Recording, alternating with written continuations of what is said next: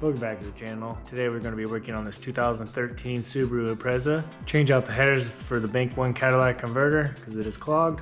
So let's jump right into that. First off, you're going to take this plastic cover off. You got a couple of 12s. You got one here, one there, and two up front, right there and there.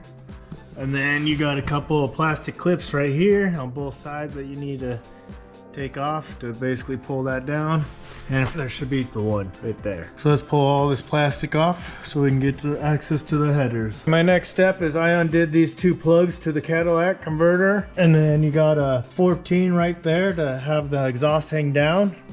And then my next steps is I'm gonna undo the 6 around the header, 3 on each side. So you got 3 bolts up in there to the heads on each side. So this side you can see a little better. One there, one back there. And then after you pull that off, you got your 3 for the exhaust itself. Okay, now that we got it off, that's what it looks like. We're gonna take all these heat shields off and switch it over to the new one. 10s to take off. Also got the couple O2 sensors you need to take off, 22. Take those off first, and then you can take off all the 10s so you can get the heat shields off. Now you got the heat shield and the new sensors. Move it over to the new headers. Go ahead and put your hardware in. And then I'm gonna use all the new bolts that it came with as well. Now just make sure you get everything back into place, nice and tight. Don't forget to plug in your 202 sensors. After that, go ahead and put that plastic cover back on. That's how you change out the headers and first Cadillac on the Impreza.